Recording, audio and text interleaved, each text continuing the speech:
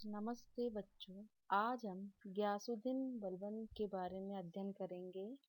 गियासुद्दीन बलबन 1265 ईस्वी से 1287 ईस्वी तक शासन किया। दिल्ली के आरंभिक तुर्क शासकों में बलबन विशेष महत्व रखता है। उसी के अधीन दिल्ली सल्तनत को सुदृढ़ता प्रदान करने का काम संपन्न हुआ और दिल्ली सल्तनत एक शक्तिशाली और सुसंगठित राज्य में परिवर्तित हुई। बलबन के राजनीतिक जीवन का आरंभ 1232 में इल्तुतमिश के दास के रूप में हुआ।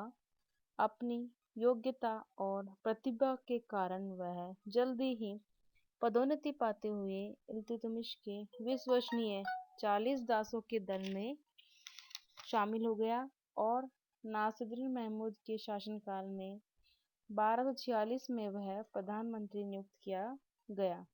20 वर्ष बाद 1265 में नासिरुद्दीन की मृत्यु पर उसने सुल्तान का पद ग्रहण किया।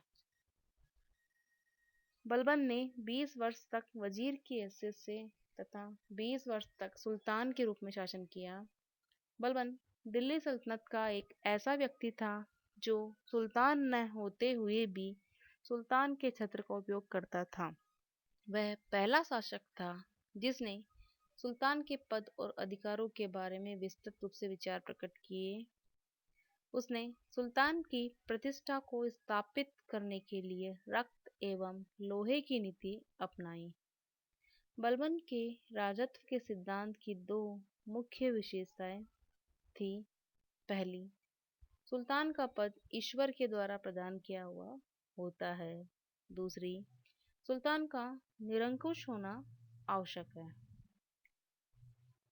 उसके अनुसार सुल्तान पृथ्वी पर ईश्वर का प्रतिनिधि है और उसका स्थान केवल पैगंबर के पश्चात है।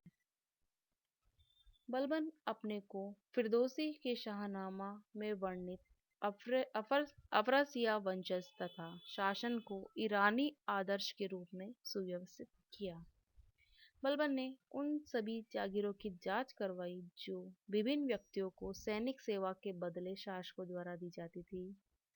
जागीरों से आय एकत्र करने का अधिकार सरकारी कर्मचारी को दिया गया और जागीरदारों को नकद धन देने के आदेश दिए गए, किंतु सैनिकों को वेतन के स्थान पर पहले की भांति भूमि प्राप्त होती रही।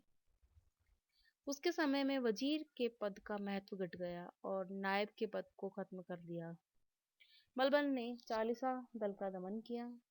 बलबन के शासन की सफलता का मुख्य श्रेय उसका गुप्तचर विभाग था। मंगोलों का आक्रमण करने के लिए उसने एक सैन्य विभाग दीवाने अर्ज की स्थापना की थी।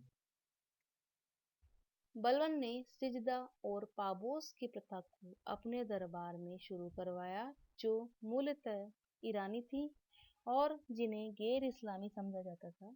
इसके अतिरिक्त उसने ईरानी त्योहार नौरोज प्रथा भी प्रारंभ की। 1279 ईस्वी में बंगाल के सूबेदार तुगरिल खान ने विद्रोह किया। यह प्रथम गुलाम सरदार का विद्रोह था। तुगरिल ने मुगीसुद्दीन की उपाधि ग्रहण की और अपने नाम के सिक्के चलाए तथा खुतबा पढ़वाया। बाद में बलबन ने विद्रोह को दबाया तथा विद्रोही को मृत्युदंड दिया। उत्तर पश्चिमी सीमाओं पर मंगोलों के आक्रमण से बचने के लिए एक दुर्ग श्रृंखला का निर्माण कराया तथा अपने ज्येष्ठ पुत्र शाहजादा मुहम्मद को वहां का शासन सौंपा, किंतु मंगोलों के एक प्रबल आक्रमण का सामना करते हुए वह मारा गया। विख्यात कवि अमीर खुसरो, जिसका उपनाम तूतीय हिंद, भारत का तोता जिसे कहा जाता है, तथा अमीर हसन ने अपना साहित्यिक जीवन मुहम्मद के समय में शुरू किया था। हबीबुल्लाह ने बलबन के शासनकाल को सुदृढ़ीकरण का युग कहा है। उसके राज्यारोहण के समय दिल्ली सल्तनत एक गंभीर संकटपूर्ण स्थिति से गुजर रही थी और उसके अस्तित्व के समाप्त होने की संभावना थी, लेकिन बलबन की मृत्यु के समय स्थिति बहुत बदल चुकी थी और दिल्ली सल्तनत ने एक सुदृढ़ व संगठित राज्य का रूप धारण